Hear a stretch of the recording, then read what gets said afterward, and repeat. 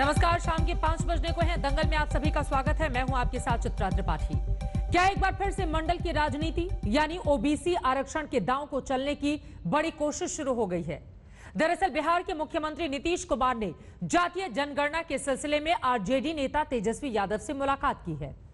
बिहार में जेडीयू और आरजेडी जैसे दलों के नेता लंबे समय से जातियों की जनगणना के समर्थन में आवाज अपनी बुलंद करते रहे हैं।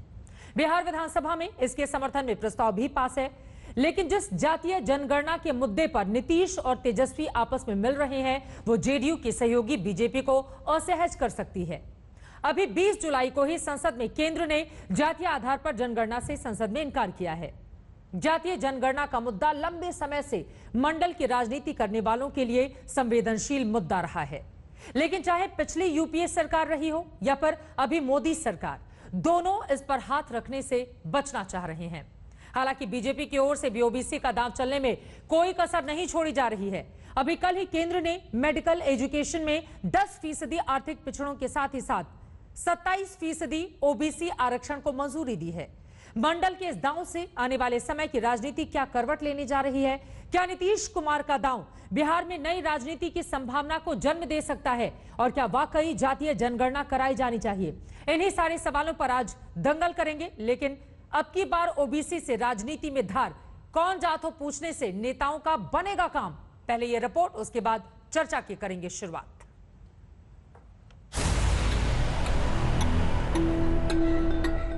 बिहार की मौजूदा राजनीति के दो ध्रुव मुख्यमंत्री नीतीश कुमार और नेता विपक्ष तेजस्वी यादव ने मुलाकात की है और इस मुलाकात के मायने समझने की कोशिश में पूछा जा रहा है कि क्या ये मुलाकात मंडल पार्ट 2 की राजनीति की सुगबुगाहट है।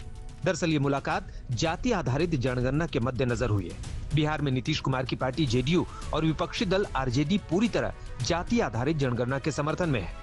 कहने को तो यह जातिगण जनगणना आरक्षण को लेकर जातियों को असल न्याय दिलाने का पहला कदम होगा, लेकिन इससे ओबीसी आरक्षण की नई राजनीति का रास्ता खुल सकता है।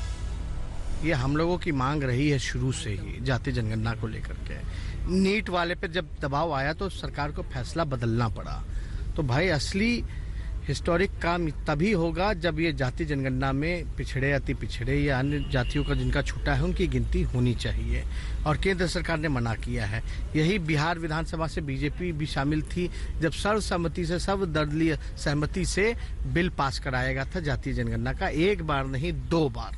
तो हमने बोला भाई, मुख्यमंत्री जी ने कहा कि भाई हम तो ठीक है, आप लोगों के इस मुद्दे पे साथ हैं, हम जो है समय लेकर के प्रधानमंत्री जी से लेंगे।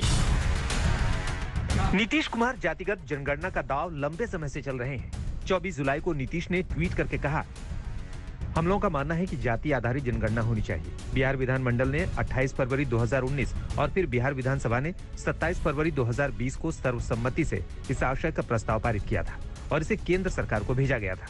केंद्र सरकार को इस मुद्दे पर पुनर्विचार करना चाहिए। इस ट्वीट से पहले भी अपने बयानों में वो इसकी वकालत कर चुके हैं। जनसंख्या नियंत्रण के लिए अगर आप सिर्फ कानून बना करके कोई उसका उपाय करेंगे, ये सभी ठीक से संभव नहीं है। जब महिलाएं पूरे तौर पर पढ़ी रहेंगी तो इतनी जागृति आती है, इतना कॉन्शसनेस होता है कि अपने आप प्रजनन दर घटेगा। तो हम लोग तो इसी पर काम कर रहे हैं, लेकिन बहुत लोग लगता है खाली कानून बना देंगे और उससे हो जाएगा, तो वो तो अपना सोच है अपना। हालांकि जातिगत जनगणना पर नीतीश के आगे बढ़ने के बावजूद सहयोगी बीजेपी अभी अपने पत्ते नहीं खोल रही है। जातीय जनगणना को लेकर बिहार में राजनीति गरमाई हुई है। हमेशा एक दूसरे का विरोध करने वाली आरजेडी और जेडीयू इस मुद्दे पर एक मंच पर दिखाई दे रहे हैं, तो दूसरी तरफ सरकार में शामिल बीजेपी इस मुद्दे पर अलग थलग है। मुख्यमंत्री नीतीश कुमार जातीय जनगणना हो इसको लेकर प्रधानमंत्री नरेंद्र मोदी से मुलाकात करने वाले हैं। कहीं ये बिहार में नई राजनीति का संकेत तो नहीं है?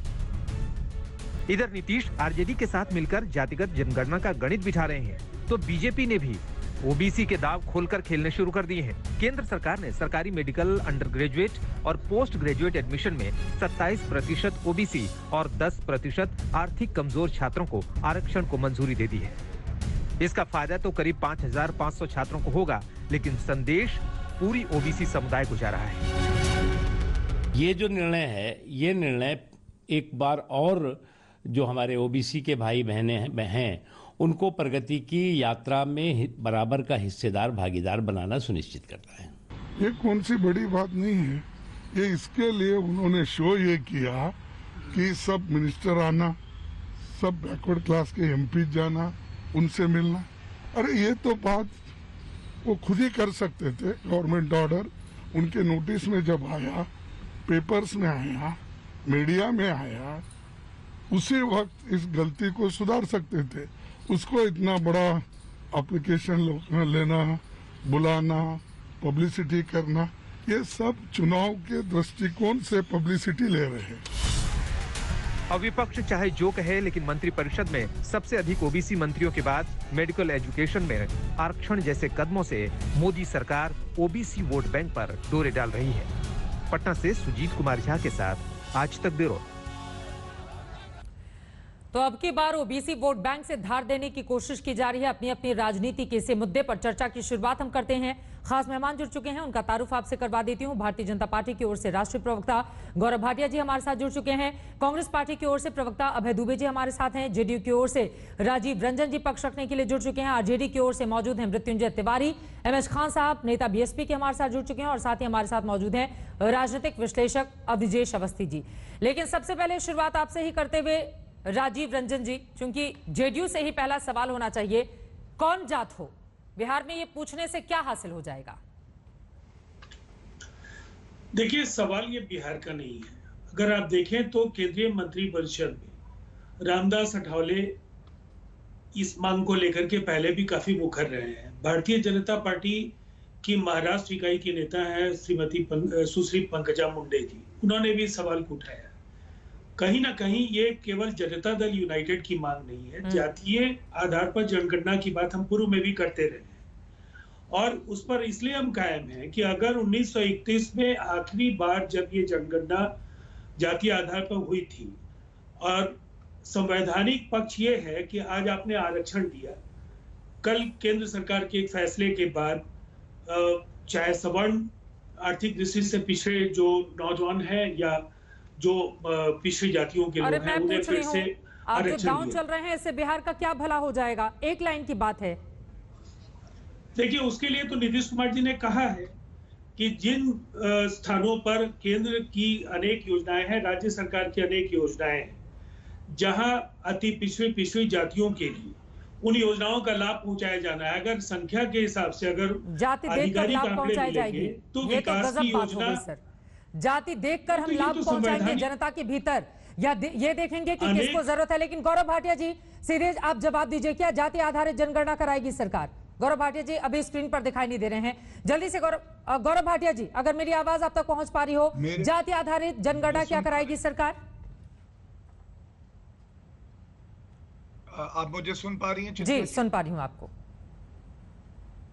देखिए चित्रा जी, सर्वप्रथम तो जो बात आपने उठाई अपनी रिपोर्ट में, मैं उसको दर्शकों के समक्ष रखना चाहूँ कि एक ऐतिहासिक फैसला किया गया है केंद्र सरकार द्वारा, जो नीट में अंडर ग्रेजुएट और पोस्ट ग्रेजुएट बीबीएस और जो पोस्ट ग्रेजुएट की सीट्स होती हैं उसमें ओबीसी वर्ग के लिए 27% और गरीब जो हैं, जो हम लोग पहले इकोनॉमिकली वीकर सेक्शन के लिए संवैधानिक संशोधन करके प्रावधान बनाए थे 10% आरक्षण। और आपने कहा क्या ये एक दांव है? आप किसी विशेष वर्ग को जीतना चाहते हैं तो जीतना चाहते हैं, लेकिन दांव करके नहीं, उनके पांव जमा कर। और आपने देखा होगा किस तरह से सर्वसमावेशी नीतियां जो हमारी सरकार की हैं, आरक्षण देना एक बात है, उसके अलावा आप उनको कैसे रोजगार के अवसर दें। अभी कैबिनेट एक्सपेंशन हुआ था, उसमें हमने देखा 28 ओबीसी जो वर्ग है उनके प्रतिनिधि, SC ST महिलाओं को एक भागीदारी दी गई। ये अपने आप में दिखाता है कि आपको उनको मुख्य धारा से जोड़ना होगा और जब वो प्रतिनिधित्व करेंगे तब वो अपने वर्ग की बात भी करेंगे और वो देश के लिए भी ठीक भला है होगा। गौरव जी, मैं आपके पास दोबारा आऊंगी क्योंकि मैं चाहूंगी कि आपका वीडियो और ऑडियो जल्द से दुरुस्त किया जाए। मैं फौरन आपके पास आऊंगी। अभय दुबे जी, ये जो सरकार का फैसला है इसको कैसे आप देख रहे हैं? एक तरफ बिहार में जातीय जनगणना की मांग की जा रही है, तो वहीं दूसरी तरफ मेडिकल क्षेत्र में ओबीसी का और साथ ही ईडब्ल्यूएस का भी दांव चला गया है सरकार की ओर से। इससे फायदा होगा क्या?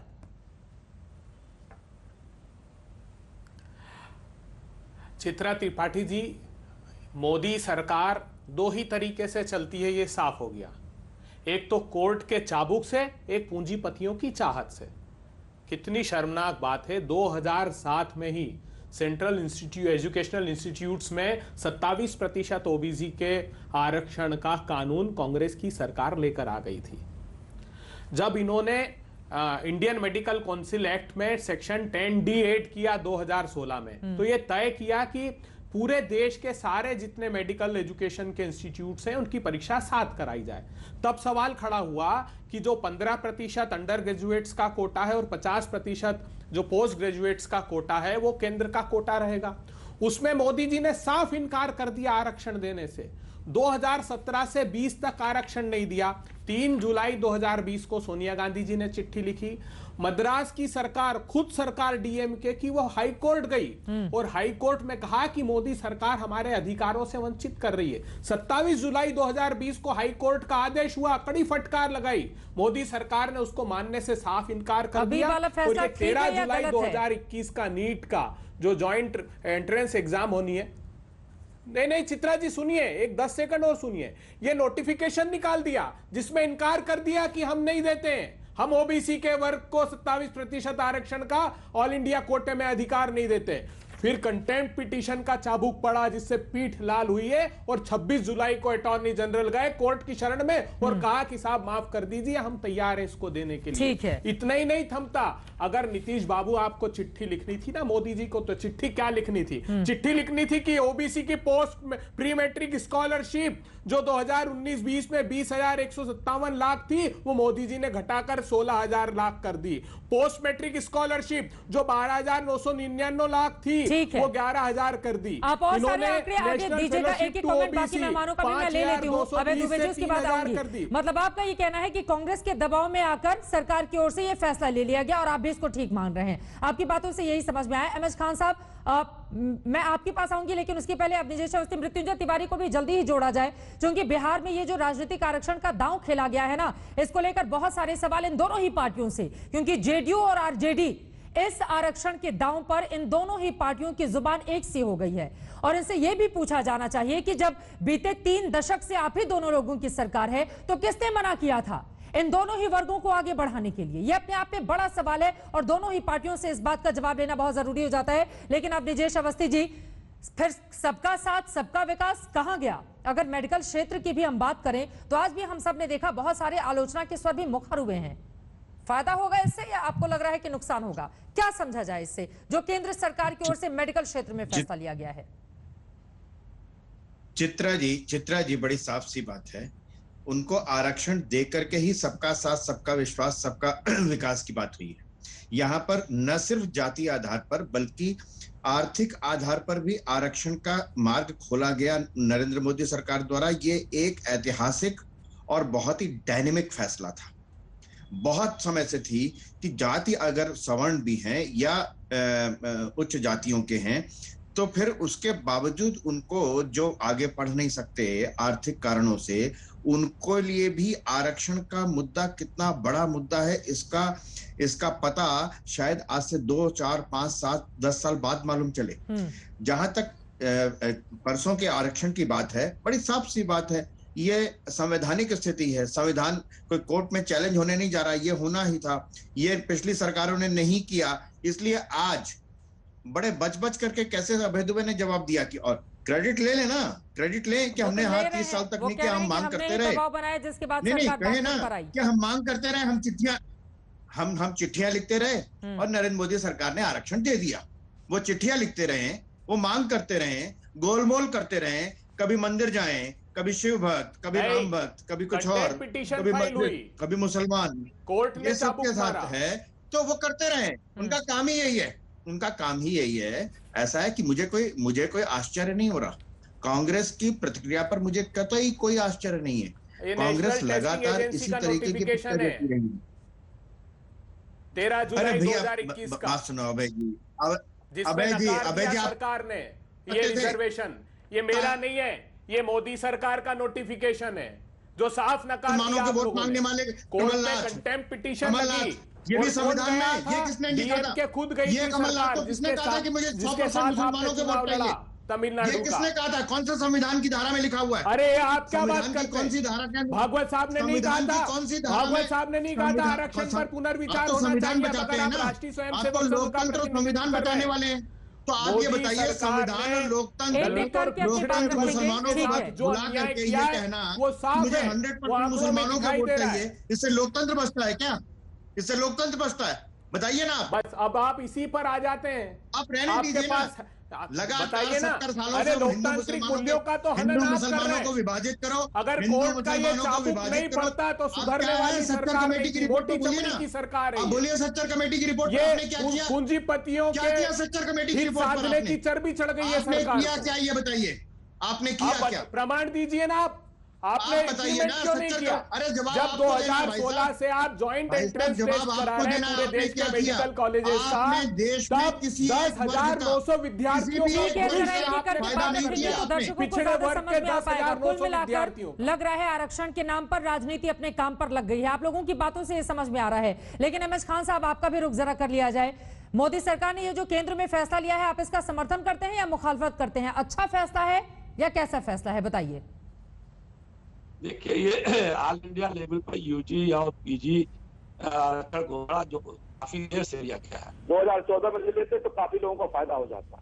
अब चुनावी वर्ष में आके लिया गया है तो लगता है इसका लोग सोचते हैं कि चुनाव में लाभ लेने के लिए किया गया। 2014 में लेते तो ज्यादा फायदा रहता, और अभी ले रहे हैं तो चुनावी लाभ लेने के लिए। आज काफी लोगों को फायदा हो गया होता, क्यों नहीं हो जाता? और बहुजन समाज पार्टी की सुश्री मायावती जी तो बीएसपी पहले से ही सरकारी नौकरियों में एससी, एसटी, ओबीसी कोटा को, बैकलॉग को भरने की मांग करती चली आ रही है। उत्तर प्रदेश सरकार से, ऑल इंडिया सरकार से क्यों नहीं भरा जा रहा कोटा? सवाल तो इस बात का भी है कि कोटा भरा क्यों नहीं जा रहा है। और अगर ये सब चीजें अगर चुनावी वर्ष में किया जाएगा तो जनता तो समझेगी ना, चुनाव को लुभाने के लिए सब घोषणाएं हो रही है। सवाल इस बात का है। सवाल इस बात का है कि आज चुनाव में इसकी घोषणा से कुछ नहीं होने वाला है। अब आपसे जनता पूछेगी महंगाई कहाँ जा रही है, पेट्रोल के दाम पूछेगी कहाँ जा रहा है, डीजल के दाम पूछेगी कहाँ जा रहा है, ये किस चरम सीमा पर किसानों की समस्या कहाँ जा रही है, इससे सवाल चुनाव में पूछा जाएगा। आप चाहे जितनी घोषणाएं कर ले उससे कोई फायदा आपको अपने मिलने वाला नहीं है। आप चाहे जितनी तराई निकालने फायदा होना, अब ठीक कोई चूड़िया खेत तो पछताए हो क्या है। ठीक है, जो सवाल आप कर रहे हैं एक बार मैं जवाब ले लेती हूँ गौरव भाटिया जी से। गौरव भाटिया जी, आप कह रहे हैं कि बहुत देर कर दी मेहरबान आते आते, और मैं चाहूंगी कि आरजेडी की ओर से भी किसी को जोड़ा जाए, क्योंकि बिहार का मुद्दा सबसे ज्यादा महत्वपूर्ण है। 1931 में हुई थी इस तरह की जातिगत जनगणना, लेकिन एक बार फिर से जेडीयू और आरजेडी दोनों एक सुर से इस बारे में मांग कर रहे हैं। मैं उनका इंतजार कर रही हूं। गौरव भाटिया जी, एमएस खान साहब ने जो बातें कही हैं कि दरअसल यूपी में चुनाव है इसलिए आरक्षण का दाम है, और सच्चाई भी यही लगती है कि चुनाव के मद्देनजर यह फैसला लिया गया है। आप देखिए, कांग्रेस पार्टी के प्रवक्ता भी आते हैं तो कितना अपने अनुभव से बता पाते हैं कि पीठ चाबुक से कैसे लाल हो जाती है। और सिर्फ पीठ लाल नहीं होती है। आप सर्वोच्च न्यायालय का वो करारा थप्पड़ याद है, राफेल में पड़ा था कांग्रेस पार्टी के युवा नेता को। उसके अलावा 2G कोलगेट स्कैम में किस तरह से सर्वोच्च न्यायालय ने सुप्रीम कोर्ट के बताया वकील था। है ना? प्लीज, ये कोर्ट ने नहीं कहा, बोला ये था। कोर्ट में कंटेम्प्ट पिटीशन नहीं लगी क्या? बताइए ना। नहीं, मैं नहीं ऐसी चर्चा कर, सॉरी। नहीं, मैं आप ऐसी देखिए, चर्चा करूं। आप विद्वान वकील हैं सुप्रीम कोई कोर्ट के। नहीं, गौरव आप भाटिया जी, बारी में प्लीज बोलिए। देखिए, इस बात जो का भी- जवाब दीजिए, क्या कंटेम्प्ट पिटीशन में नहीं, 26 चित्रा जी, जुलाई ये को गलत है। अटॉर्नी जनरल नहीं चित्रा गए, जी, आप एंकर उन्होंने हैं। नहीं कहा कि हम आपके आपके रिक्वेस्ट आदेश पे का पालन करेंगे।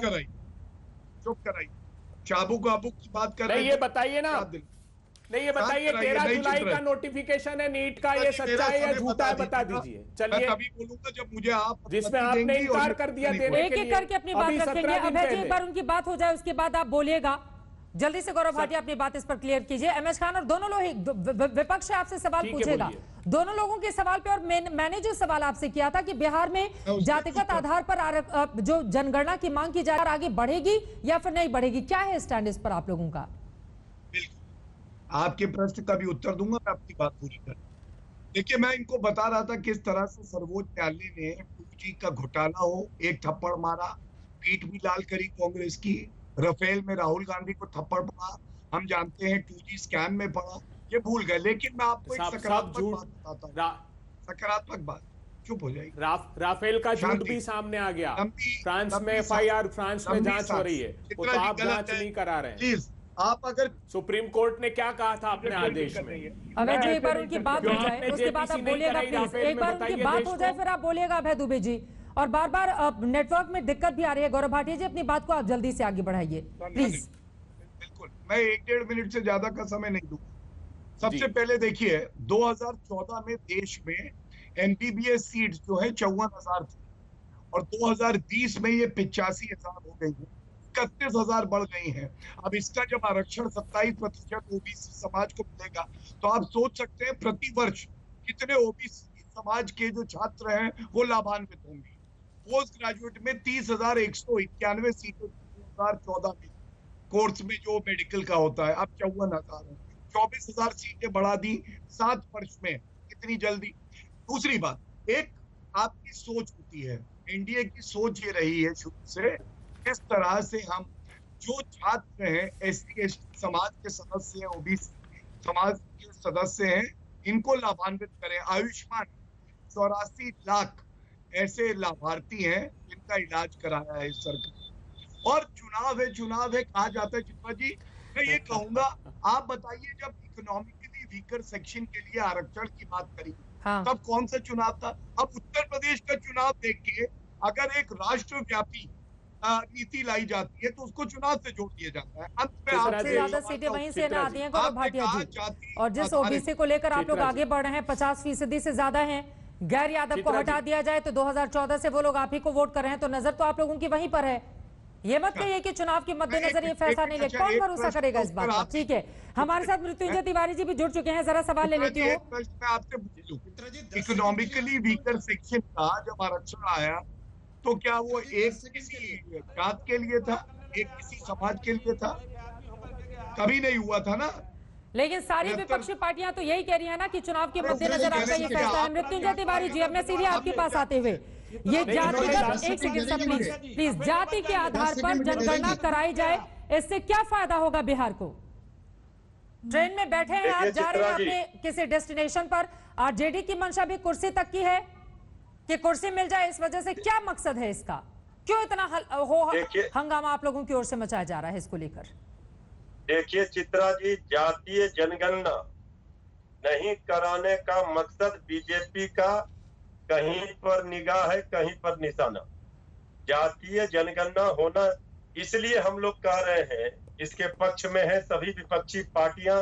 आदरणीय हमारे राष्ट्रीय अध्यक्ष लालू प्रसाद जी लगातार इसके लिए आवाज उठाते रहे हैं कि जातीय जनगणना होना जरूरी इसलिए मतलब 30 सालों में आपने और जेडीयू एनडीए गठबंधन या बीच में आप लोग भी जुड़े थे, 30 सालों में आप लोगों ने कुछ नहीं किया बिहार के इस वर्ग के लिए। इस वजह से आप लोगों को अब जातीय जनगणना की जरूरत पड़ी है। क्या किया है इस वर्ग के लोगों को ऊपर लाने के लिए आप लोगों ने, बताइए जरा। देखिए चित्रा जी, जो जातियां पिछड़े हैं, जो पिछड़ी जाति है, जो सारे जातियों का अगर जनगणना में ये पता चल जाए किस जाति की कितनी संख्या है, तो इससे नुकसान क्या है बीजेपी को? क्यों परेशान है? क्यों नहीं संख्या बीजेपी के पास हम जाएंगे गौरव भाटिया जी, इसका जवाब दीजिएगा। लेकिन आप स्वास्थ्य का आंकड़ा पूछते हैं, कितने हॉस्पिटल बने हैं, कितने स्कूल कॉलेज बने हैं, इसका आंकड़ा पूछते। कोरोना में किस तरह से वैक्सीनेशन की बर्बादी हुई है, राज्य नंबर 1 पे पहुंच गया, इसके आंकड़े पूछते। जातिगत जनगणना से क्या हासिल होगा? और जेडीयू और आरजेडी, गजब की बात तो यह है कि आप दोनों के सुर इस पर एक हो गए हैं। क्या इससे सामाजिक विद्वेष नहीं फैलेगा बिहार में? और 1931 के बाद अगर देश में जातिगत आधार पर जनगणना नहीं कराई गई तो अचानक से इन दोनों ही पार्टियां जो एक दूसरे के धुर विरोधी, मौजूदा समय में तो है ही धुर विरोधी हैं, लेकिन दोनों की जुबान आखिर एक क्यों हो गई है?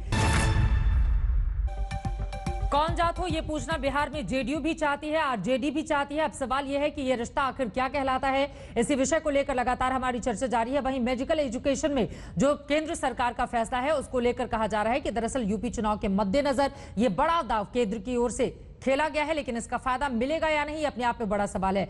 गौरव भाटिया जी, एक बार फिर से सीधे आपका रुख करते हुए जरा बिहार वाले मुद्दे पर आइए ना सर।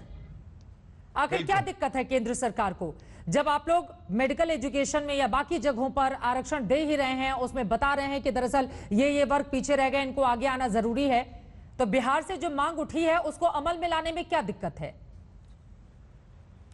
चित्रा जी देखिए, कुछ तथ्य मैं जरूर रख दूं आपके समक्ष और जो हमारे व्यूअर्स हैं। सबसे पहले आजादी के बाद से जितने भी सेंसस हुए 1951 से लेके 2011 तक एक नीतिगत फैसला लिया गया कि ये जाति के आधार पे जनगणना नहीं होगी। SC/ST का तो डेटा होता है लेकिन OBC का नहीं। और आपको ये भी बता दूं कि 2010 और 11 में कांग्रेस के मंत्रियों ने ही ये बात उठाई। उन्होंने कहा कि नहीं, जनगणना का जो तरीका है उसमें बदलाव किया जाए और OBC को भी उसमें जोड़ा जाए, उनको अलग से डिमार्केट किया जाए, लेकिन ये हुआ नहीं। तो मैं ये कहूंगा कि कांग्रेस की गाड़ी तो केवल रिश्वत के ईंधन से चलती है, उन्होंने नहीं की।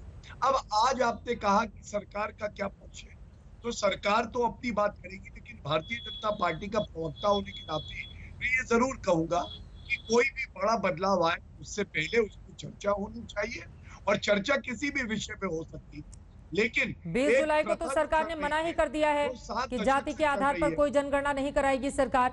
और यहाँ पर एक और डेटा है जो यूपीए सरकार के दौरान किया गया था, लेकिन 2016 में आपकी सरकार बनने पर उसको रिलीज नहीं किया गया। आर्थिक और सामाजिक आधार पर जनगणना की गई थी, क्यों उसको रोक लिया गया? गौरव भाटिया जी, आप के सवाल का उत्तर दे रहा हूँ। देखिए, मैंने फिर से क्या कहा, 7 दशक से एक प्रथा चल रही है, एक निर्णय हुआ था, उसको आगे बढ़ाया जा रहा है। कोई बदलाव की अगर आवश्यकता लगेगी तो सबसे बातचीत करने के बाद उसमें देखा जाएगा। लेकिन आप ये बताइए, BR अम्बेडकर साहब के जो अनुयायी हैं, जो कहते हैं कि ये जो जात पात का है ये सब खत्म हो जाना चाहिए, अब ये क्यों ऐसा चाह रहे हैं कि आप जातिगत एक सेंसस कराइए और उसके बाद ये राजनीतिकरण करें, जाति के आधार पर तो कुछ नहीं करेंगे, वोट के लिए लोगों को किस तरह से नेता जो लोग अंधेरे में रखते हैं, जाति के आधार पर टिकट का बंटवारा होता है, जाति के आधार पर देश में न जाने क्या क्या हो रहा है। और आप कोई भी पार्टी, कोई भी राजनीतिक पार्टी हो, इस पूरे मामले में पाक साफ नहीं है। लेकिन अभय दुबे जी, उन्होंने आपके ऊपर ही सवाल उठाए हैं, जल्दी से आप जवाब दीजिए, फिर मैं बिहार के अपने दोनों मेहमानों के पास जाऊंगी। अभय दुबे जी, देखिए चित्रा जी, पहले पूरे देश को ये साफ कर दूं कि ये जो 27% का आरक्षण मेडिकल एजुकेशन में है, ये मोदी सरकार ने नहीं दिया है। 3 साल तक नकार दिया था, अभी 17 दिन पहले तक नोटिफिकेशन में साफ मना कर दिया। कोर्ट ने फटकार लगाई, चाबुक लगाया, इसलिए इनको ये लागू करना पड़ा और 10,900 विद्यार्थियों का नुकसान इन्होंने किया है। इन्होंने आपने शेड्यूल कास्ट, शेड्यूल ट्राइब सब प्लान क्यों बंद कर दिया बताइए? सारे विभाग, सारे मंत्रालयों का स्पेसिफिक बजट जो होता था शेड्यूल कास्ट, शेड्यूल ट्राइब के उन्नति के लिए, प्रगति के लिए, वो अलग से दर्शाया जाता था। आपने क्यों बंद कर दिया देश को, ये बताइए। मैंने आपको सिलसिलेवार बताया है, schedule caste, schedule tribe, OBC सबकी स्कॉलरशिप हो, सबके हॉस्टल्स हो, सबके अब्रॉड जाने में जो स्कॉलरशिप हो, सब में लगातार मोदी सरकार कटौती करती जा रही है। जहां तक सोशो इकोनॉमिक और कास्ट सेंसस 2011 का प्रश्न है, तो कास्ट के फैक्टर को ड्रॉप किया था, सोशो इकोनॉमिक सेंसस की गई थी ताकि भारत के जो अंतिम पंक्ति में खड़े हुए लोग हैं उनके साथ न्याय किया जा सके। भीषणतम भ्रष्टाचार और लूट में लगी है मोदी सरकार, बस 2 पूंजीपतियों का हित साध रही है। 3 साल तक आपने क्यों नकारा? देश आज जवाब चाहता है। बारी बारी से प्लीज अपनी बात रखेंगे, दोनों लोग बोलेंगे, समझ में नहीं आएगा, एक-एक करके आप बताइए। ये 13 जुलाई को आपने नोटिफिकेशन क्यों इशू किया, फिर नकार क्यों दिया OBC के अधिकारों को? साफ नकार दिया आपने। ये वो पार्टी है। अरे आप आज आप जातिगत जनगणना की बात कर रहे हैं। मोहन भागवत से लेके भारतीय जनता पार्टी के नेता CP ठाकुर बिहार में वो कहते थे कि आरक्षण जातिगत आधार पर नहीं होना चाहिए, वो कहते थे आरक्षण पर पुनर्विचार करो। वो देश की अंतिम पंक्ति में खड़े हुए लोगों के अधिकारों को कुचल कर उनका दमन करना चाहते हैं। आपकी इस मंशा में आप कामयाब नहीं हो सकेंगे। यही सवाल तो सभी पार्टियों से पूछा जाएगा ना। आज जान गए पिछड़े वर्ग के गरीबी प्रधानमंत्री जी बड़ा अपने आप की व्याख्या करते जो थे गरीब है उसको आगे बढ़ाने की बात आपकी पार्टियों की ओर से क्यों नहीं की जाती है? ये तो महत्वपूर्ण सवाल है। लेकिन जिसकी भी सरकार वो अपने आधार और वोट बैंक के आधार पर ही निर्णय लेती है।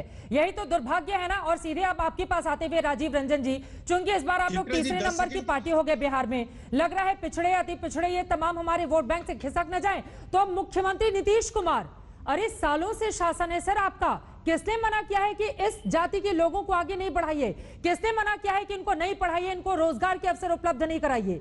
अब आप जातिगत आधार पर आरक्षण की मांग कर रहे हैं। समाज को बांटने की बात खुद सरकार की ओर से कही जा रही है, खुद मुख्यमंत्री इस तरह की बातें करेंगे।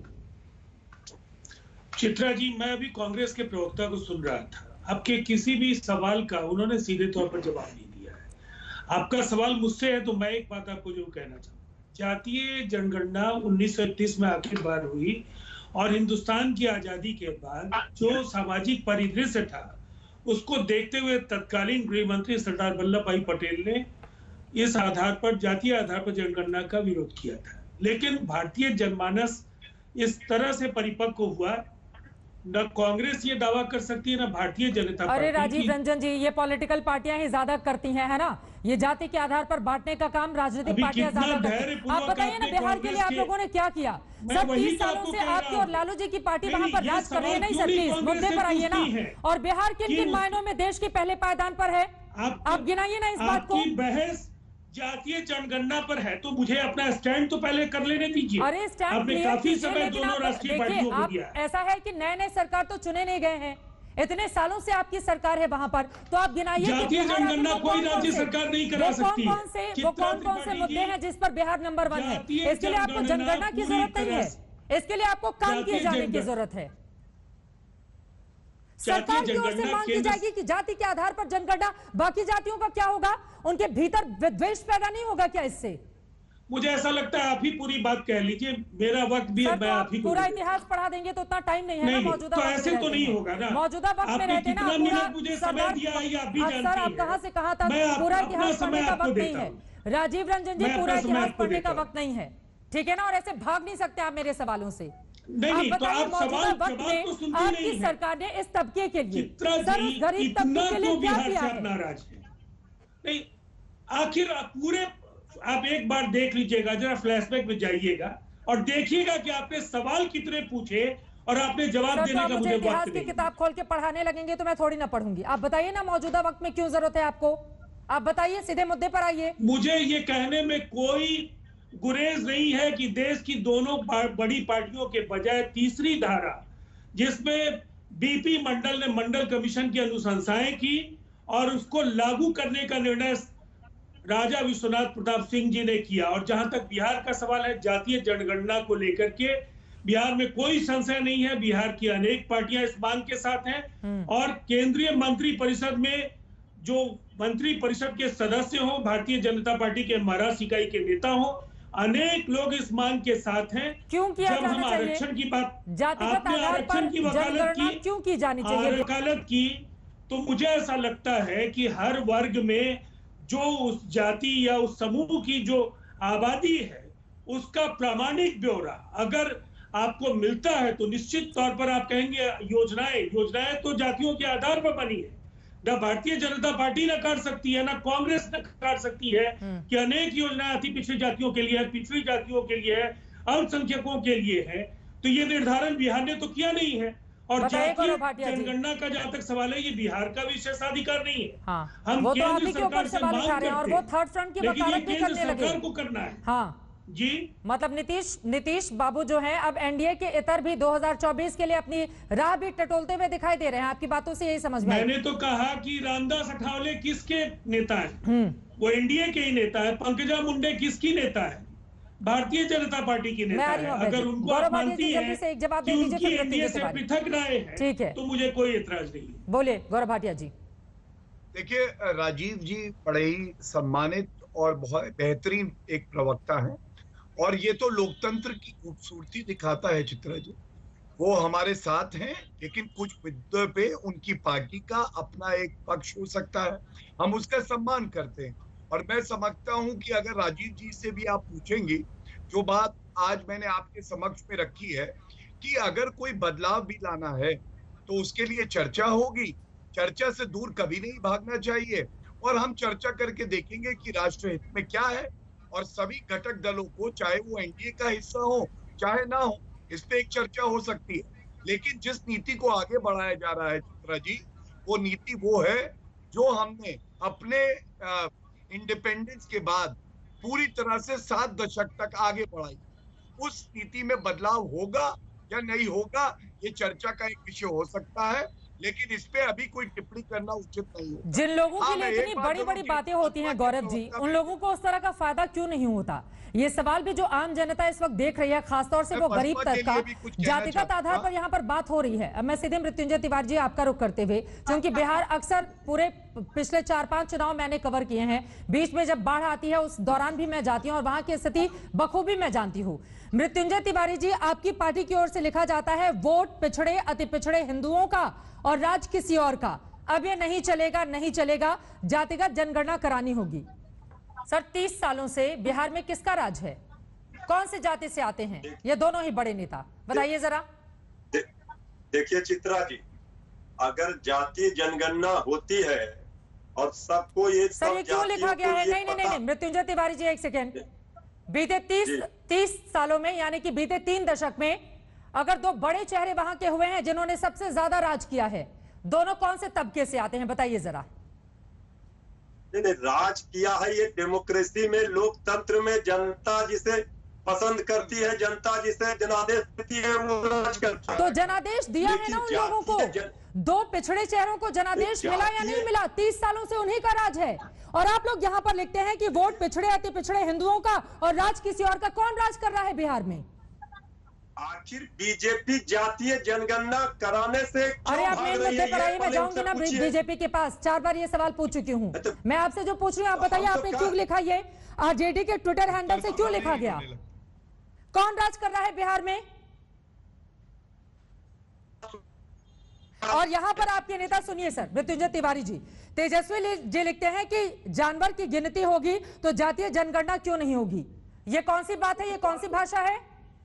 ये तो बात तो उन्होंने सही कहा है कि जातीय जनगणना, सब चीज का गणना सबको ये जानने का अधिकार है किसकी कितनी संख्या है। जानवरों से तुलना करके कि जानवरों की गणना हो रही है तो इनकी भी गणना कर ली जाए। नहीं, गणना करनी चाहिए। उन्होंने एक उदाहरण दिया है, उन्होंने कहा है कि बीजेपी आखिर सबकी गिनती करती है, किसका कितना।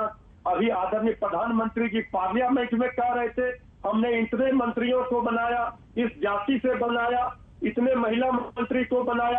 आखिर जातीय जनगणना से बीजेपी क्यों भाग रही है? ये बीजेपी बताए। बोलिए गौरव भाटिया जी। विपक्ष पूछ रहा। ये सवाल तो महत्वपूर्ण है ना, कि जब ये बताया जाएगा कि हमारे मंत्रियों में इतने पिछड़े चेहरे, इतने यहाँ के चेहरे, तो फिर क्यों भाग रहे हैं आप जातिगत जनगणना से? ये सवाल तो महत्वपूर्ण पूछा उन्होंने। चित्रा जी, क्या महत्वपूर्ण सवाल है? सबसे महत्वपूर्ण बात तो आपने जो पूछी है उसी को मैं दोहराते हुए कहूंगा, कितना उचित है कि आपने इंसानों की तुलना जानवरों से कर डाली और जानवरों का चारा खा गए ये लोग। आज बात हम लोग कर रहे हैं सशक्तिकरण, हम लोग कर रहे हैं किस तरह से ओबीसी समाज के जो नागरिक हैं इनको मुख्य धारा में जोड़ेंगे, अंत्योदय की बात कर रहे हैं। और ये क्या बात कर रहे हैं? जनगणना करा दो जाति के आधार पे, चाहे उनका भला हो या ना हो। ये चारा ठीक है, वक्त की कमी है, यहीं पर आप तमाम मेहमानों को रोकना पड़ रहा है क्योंकि बीच बीच में बहुत ज्यादा टेक्निकल प्रॉब्लम भी थी। फिलहाल के लिए आप तमाम लोगों का शुक्रिया। लेकिन जातिगत आधारित जनगणना एक संवेदनशील विषय है, आरक्षण उससे भी ज्यादा अति संवेदनशील विषय है। लेकिन जब जब राजनीति अपने हिसाब से चलने की कोशिश करती है तो ये तमाम चीजें हावी हो जाती हैं। जनता को ये सवाल इन नेताओं से जरूर पूछना चाहिए कि जिन लोगों के लिए आरक्षण लेकर आया गया उसको उसका लाभ आजादी के इतने सालों के बाद भी आज तक आखिर क्यों नहीं मिला। गरीब और अमीर के बीच की जो खाई है वो लगातार बढ़ती हुई क्यों चली गई। गरीब आज भी गरीब बना हुआ है और अमीर और ज्यादा अमीर क्यों होता हुआ चला जा रहा है। इस बात को गंभीरता से सोचने की जरूरत है। आज दंगल में हमने सवाल पूछा था कि क्या जातिगत जनगणना का मामला मंडल राजनीति का पार्ट 2 है। आपके जो जवाब हमें मिले हैं उनमें 68% लोगों ने हाँ में जवाब दिया है, जबकि 32% ने नहीं में जवाब दिया है। देखते जाइए, बदलते वक्त के साथ, समय के साथ साथ ये राजनीतिक पार्टियां अभी आगे अपना कदम और कैसे बढ़ाती हैं, इस पर रहेगी आज तक की नजर। दंगल में इसी के साथ बस इतना ही। देश और दुनिया की बाकी खबरों के लिए आप देखते रहिए आज तक।